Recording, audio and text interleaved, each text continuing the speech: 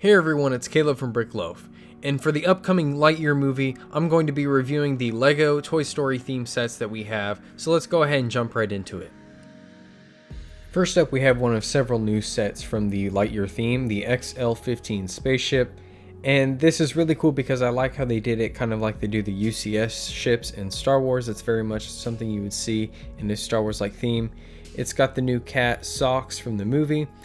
And the ship itself has all these little details on the plaque, and I like how they gave it a way to stand up rather than a way for it to just sit down on the bottom with landing gear. A lot of Star Wars sets do that, and I really appreciate how much effort they put into turning this into a display set. The stand does tip the ship a little bit to the left so that when you're displaying it on a shelf, you can see the wings and you can see the top rather than seeing the other side, which really doesn't have much detail. But there is a lot of detail on the back. The engines look really good, and there's some features there as well. And all you have to do to take this thing off the stand is to just pull it off. It sits on a little axle, and you can play with it if you want, or you can just sit it down. Like I said, there's a lot of detail on the back. It uses a lot of pieces, and it's not bland at all. There are plenty of stickers on the set, especially on the wings and other places, but it's not too much of an issue because it's used in areas where there's large open spaces to kind of give it a little bit of extra detail. But they did use a variety of colors and parts to their greatest extent so that it does look detailed. You can see along the front you can lift up the hatch where you can put Buzz inside, and there's a little crosshair for him to aim and a little handle he can use to steer the ship. It's kind of hard to look on the inside, but there is a little detailed panel. I like how that control panel is a triangle rather than just a 1x2 tile plate that they have with a print on it. I appreciate how this one's unique and it's a different shape as well. Back on the back, you can push down this little flap here and lift that one up. And on the bottom, you can put the fusion core, and in the top, you can put the computer. These are little storage areas for the things that Buzz is holding. Obviously, they're not in the ship here because I've got Buzz holding them, and we'll look at him in just a moment. Putting the ship back on the stand is as simple as finding the hole that the axle goes in and just easily putting it back in, and it's ready to be displayed once again. The first character that came with this set is Buzz Lightyear, and you can see here he's got a special little gun there, and he's holding the fuel cell which can go in the back of the ship. There is front leg printing and front and back torso printing. He's also wearing a helmet, and you can see his face through there. What's really cool about this figure is that it also has an alternate head and hair piece that you can use, so it doesn't look like he's wearing the helmet. There is printing on the back of this figure's head, which is nice, though you never see it unless you take the helmet off. I'm going to switch over to his other head with the hairpiece and include the little computer here. His hair is up in a wave, and you can see his minifigure now has a big smile. Flipping over to the other side of the head, you can see it's just a little smirk now. I'm really happy with how the Buzz Lightyear figure looks. I think they put a lot of detail into it, and I think it competes with a lot of the Star Wars figures. The next character we're going to look at is Mo Morrison, and this figure has the same torso and legs as the character we're going to look at next, but there is a lot of printing on the front and back of the torso and on the front of the legs here. His character is built holding a weapon using the harpoon piece that looks kind of like a flamethrower, but my favorite piece is the armor. Both this character and the Darby Steel figure use this same armor piece, though the print in color is different, so his is unique to him. I like how it's made to look all messed up and scratched. I really love the expression on this character's face. I think it's the best out of all the figures here, though the head is only one-sided. And also, just like the Darby Steel figure, both Mo Morrison and Darby come with this space helmet. The helmets are both the same, but they're really cool because it's a new mold, and I like the printing on it on the front. And this would be really cool to put along with the Star Wars figures to maybe have them in the background in the future. And for the Darby Steel figure, you can see here that it's the same torso and leg prints as the previous character, and the armor piece is the same, except this time it's dark green and it has a little bit of a different print on it. The character comes holding this very clunky but pretty cool rocket launcher piece, which uses the new stud launchers, and the head is double-sided. One side is a frown. The hairpiece is not unique to this figure, but the previously mentioned space helmet from Mo Morrison is also with this figure. It's the same piece. I think it's really cool how they gave you a lot of character variability with this set, how you can have them with their heads open, either Buzz, Morrison, or Steel. I think this set is definitely worth the $50 with the 3 really detailed figures and the set, which can be used as either a display or a play set. Now, aside from the new Lightyear sets, there were Toy Story themed sets that did cover all of the other 4 movies. Some of the most recent of these are these 2 BrickHead sets. One comes with Woody and Bo Peep from Toy Story 4, and the other one comes with Buzz. This is supposed to be from Toy Story 4 as well, but that character's been in all the series just like Woody. The BrickHeads do look just like the characters you see in the film. We don't collect the BrickHeads too much, but sometimes you can find these things on sale in the discount bin and sometimes in the Lego discount bin if you're lucky. Aside from these, a lot of the Toy Story sets that came later, especially the Toy Story 4 sets, were a lot of 4 and up sets and a lot of smaller Duplo sets and things like that. There were a few that were minifigure size, but most of them seemed to be targeted more towards the smaller children. The sets we're going to be looking at next are definitely going to be mostly minifigure size, except for 2 exceptions. Next up is my favorite Toy Story set. This is the Pizza Planet Truck Rescue, set number 7598. This originally sold for $40 and it comes with 4 minifigures. Now the box art teased that this was a Toy Story 3 set, but this is a recreation of a scene from Toy Story 2 instead.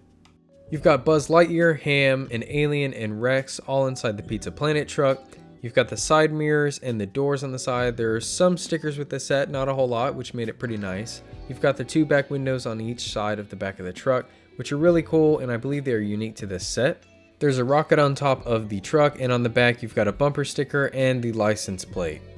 The little flap where Rex's head is sticking out does come up and down. You can keep it open or closed whether you want it, but the coolest feature of this is that you can open up the front hood, and inside you can put pizzas. The set came with 6 pizzas that you can all load inside there. You pull the back of the truck and it launches pizzas out of the front of the truck. The interior of this set does have enough room to put 2 regular sized minifigures like the alien or Buzz. You can even have Ham sticking out the window. There's a steering wheel inside, but other than that there's not a whole lot of detail, no dashboard or anything with printed stickers or anything like that. Now the first of our figures is Ham, and this specific figure appeared in several sets.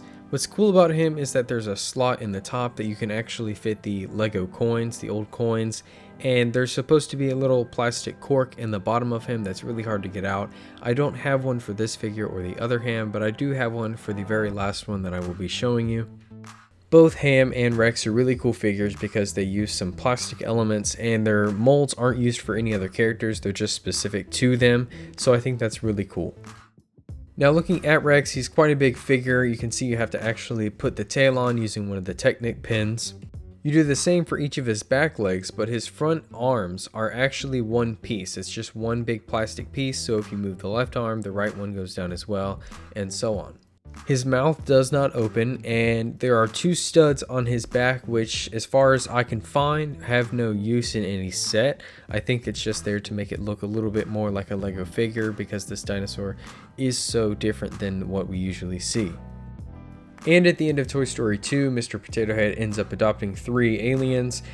This alien showed up in 4 sets technically. One of them was a polybag, however.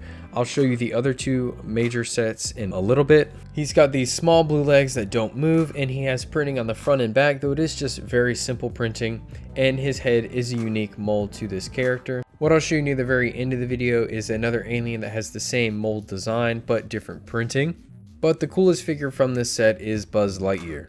He has front printed legs, a front and back printed torso. He's got that really awesome jetpack piece you can see there, and on top of that is a little glass pane like his helmet. Now underneath the jetpack are some prints you can't see with the jetpack on. The front has a Space Ranger logo and the back has like these little exhaust port looking things. And I think it's interesting how they included these underneath the jetpack because I don't know when you would display Buzz without it. And then the last thing that I like that they changed in the new Lightyear set is that Buzz actually has a minifigure head. For these sets, they chose to give him an actual mold, which was kind of strange, but I understand why they did it. This Buzz does definitely look more like a toy with this head, and we'll see the same thing in a little bit with Woody. Now, one of the more interesting sets from the 2010 wave is this Construct-A-Buzz set, number 7592, and its legs and arms move a lot like the other mechs from this time. The figure is obviously based on the Buzz Lightyear, and there are plenty of stickers along his chest plate and the wings. His arms do use some prints, as well as his right arm having the laser print and a little red flick fire missile. This is to kind of simulate the laser firing. The wings do fold up along the back. If you turn the figure around, you can actually see that there's not a whole lot of detail on the back. It's definitely a lot of plating. What's ironic is that the head for this figure is just pretty much a scaled up version of the minifigure head they used for Buzz during this run. And unlike his minifigure, you can actually drop down the helmet to make it close off. This isn't all that bad of a set, especially if you like playing with them. I'll show you in a minute the Zurg version of this set, which you can use to play with it. that way. And this set actually did include one minifigure. That figure is just the alien, and this is the same exact alien I showed you with the Pizza Planet truck. It's the exact same, no difference, but you can get one in this set and with the Zurg I'll show you in a minute, and that's how you get your 3. The set did sell for $24.99 when it first came out, and I think this figure was used to kind of bump that price up just a little bit because it only appeared in 3 sets and 1 poly bag. Next up we have the alternative to the Buzz set, which is the Construct-A-Zurg. This set doesn't have any of the legs obviously, but it does rotate and the arms move just the same as Buzz. The head turns as well, and it's a little build with a lot of prints, and what's unique about this character is the gun that he's holding. In the movie, Zurg had a gun that had 3 barrels that rotated as he shot. In the set here, you can just stuff multiple of the balls inside of that one launcher and slowly flick them out one at a time. Again, this set came with one minifigure, which is the alien that I'll show you in just a bit, and it costs $24.99 just like the Buzz. I did feel like you got a little bit less with this set, but that's fine. Like I said, this is the same exact alien you can get in 3 other sets in 1 poly bag. There's no difference here, same prints, same molds, everything. Our next set is much smaller, set 7595, Army Men on Patrol. And what's really cool about this set is that the Army Men figures are designed very much to look like the standard, Army Men that you could get in a bucket. And it even came with this little Jeep here. It's a very simple build. It's got enough room for one figure to sit if you take them off of their stand, and you can even put something on the back, maybe the gurney or whatever you have. What's really cool is that everything in this set, except for the tires of course, are pretty much the same color because they're all supposed to look like they're all the same plastic mold. And even the figures look the same. 3 of them are exactly the same, and the medic is obviously just a little bit different. Each soldier's legs are not printed on, they're just that dark green color, and the plate that they stand on, they all come with one. Their shirts are just printed on the front side. Their arms and hands are obviously the same color. Their faces are all the exact same, and their helmets are all the same mold. And the medic is the only one that is different because it has a cross printed on the front of it. The set came with a variety of accessories. I chose to give this one the green gun to make it look like he's a soldier on the march. This next soldier, like I said, is exactly the same. All I did was give him a pair of binoculars to make him look like he's the officer in charge. The instructions had this soldier laying down with the metal detector, which is actually one of the really cool pieces from this set. And it's supposed to look like he's the guy who needs the gurney to carry him on. That's why they have the medic. And finally is the medic, and he's got the green backpack, which the others don't have. He's got the helmet, like I said, which has the unique print on it, and he's holding a radio and a first aid kit supposedly as he goes to help the soldier. This set originally sold for $10.99, and for 4 figures in a small build, it's actually pretty cool considering it's a lot better priced than some of the battle packs you get with Star Wars. Now the next 2 sets we have are some of the more larger sets from the Toy Story theme. This one's from Toy Story 3, set number 7597, the Western Train Chase. And this one came with about 5 or 6 minifigures depending on how you count it. And obviously the train behind it, which looks really good in our Western section. Now the back part of the train is like the caboose. It's got the 2 railings and a door on either side. On the inside, there's actually nothing in there, no seats or anything because it's too thin to have anything, but you can take the roof off if you want to look inside or maybe put a person standing up inside of it. The next car is the bank car, which has iron bars on either end and little doors with money signs on each side. Now you can actually pry these doors open on both sides and they slide open all the way, and you can close them back and they snap really tight. Inside is a crate full of dynamite, and that's pretty much it for this car, except for at the top there's this little pin which you can pull and it'll drop the trap door from the top inside, kind of like if someone was going to blow the top open and break into the cart that way. The next car is actually pretty cool. I really like it because it's got those really cool printed tiles on either side that say Great West, so it really fits well in a western town.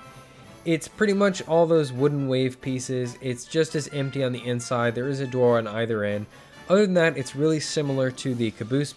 It's just a little bit longer because it doesn't have the outside with the railings, but you can take the roof off just like the other parts. What's really nice is it has the windows on both sides that you can actually see through it. And of course you have the locomotive up front with the turning small wheels on the front and the turning back wheels, which are larger. You can put these on the standard track. The whole train works on the regular Lego track. And I haven't mentioned it before, but each part of the train connects using magnets on those little end pieces, so if you see those.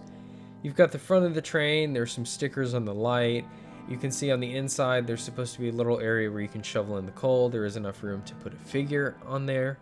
If you've seen the Walt Disney World train station set, this locomotive is very similar to that one, it's just a little bit less detailed. The first character from this set is Buzz Lightyear. This is the exact same figure that came with the Pizza Planet truck, so there's nothing new to see here. There's the same prints, the same head, the same jetpack, and the same little glass piece on top. The second figure is the same ham that we've seen previously as well, with the same cork and coin feature as that figure, the same mold, and the same print. What is unique is that this character is supposed to be the evil Dr. Porkchop version of Ham, which means that little hole on the top of his head is supposed to be for a small, very small plastic hat, kind of like you can put a crown on the minifigure's heads. That very small plastic hat is a bowler hat, and it only came in this set for this figure. And on Bricklink it averages about $8. So again, it's just that hat that sits on top of his head that makes this character any different from the previous ones that we've seen. Now Rex here has undergone no changes in this set. It's the same deal with the arms and the tail. Nothing has changed about this figure, no new prints or molds or anything. Now a figure that we haven't seen before is this Jessie minifigure, which only appears in two sets, this set and the Woody's Roundup set. You can see that this is not a standard minifigure head, it's a mold, and the head slash hair is one piece with the face. The legs are front printed and side printed for the boots, and the torso is only front printed. You can see that obviously the legs are one stud longer than the normal pair of legs. A normal pair of legs is 2 studs long, this is 3. And her arms are longer as well, so if you put these on a regular minifigure, they're going to look really low. I think that the reason they made these legs so long and made the arms long is to make her more like a doll, like she's supposed to be in the movie, rather than just a figure or a person. It was definitely an interesting choice. Next up we have Bullseye, and this one's interesting because it's very different from the regular Lego horses we have. Again, I think they made the legs and the look of this figure to look more like a doll because he's supposed to be one in the movie. So the legs, the front ones move forward and the back ones move backwards, and you can open and close them. And you can actually put a figure, most often Woody or Jessie, inside of the saddle. This really doesn't look like Lego at all, and I've actually seen a fake version of this figure. I do appreciate how they made this an entirely new character, an entirely new mold for Bullseye. I really like that they did that with the Toy Story stuff. And the last character we have here is Woody, and this one also appeared in another set. Just like Jessie, the head here is one mold. The hat and the head are together, not a regular minifigure head. The legs are front and side printed for the boots. That's it, no other detail except for the boots. But this time the torso is front and back printed with the cowhide spots. I even like how on the back of the figure they kept the little pull string for Woody since he has the little voice box. Just like Jessie, Woody is 3 studs long on the legs, and his torso has arms that are extra long, again because Woody is a doll as well, so they tried to make him look a little bit less like a figure and more like that. Now the last of the Toy Story sets that we collected was from Toy Story 3. This is set number 7596, the Trash Compactor Escape. It came with about 5 figures depending on how you count them, and it has some pretty cool features. So first off, you've got the area with all the garbage. You can put the characters in there and some trash pieces. Turning this knob will dump them onto the conveyor belt, and then you can spin the conveyor belt to drag them slowly towards the furnace. The furnace does have some flames coming out of it, and it's empty on the inside and some stickers along the outside. And you just rotate it and get the characters dumped inside.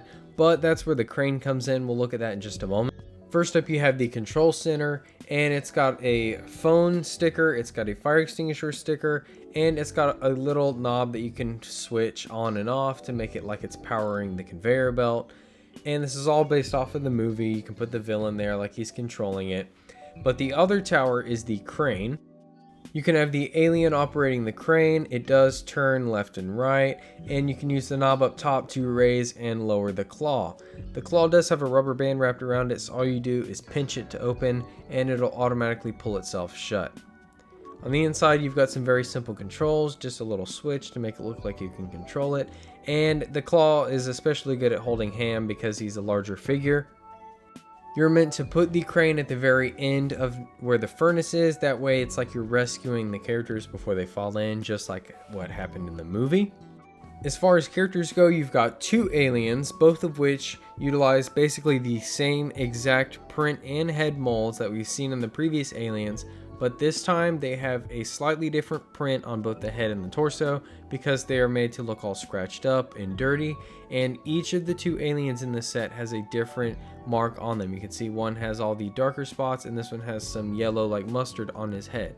Even though their torsos are the same, these 2 are unique to this set, and both heads within the set are unique. Now the Ham is different.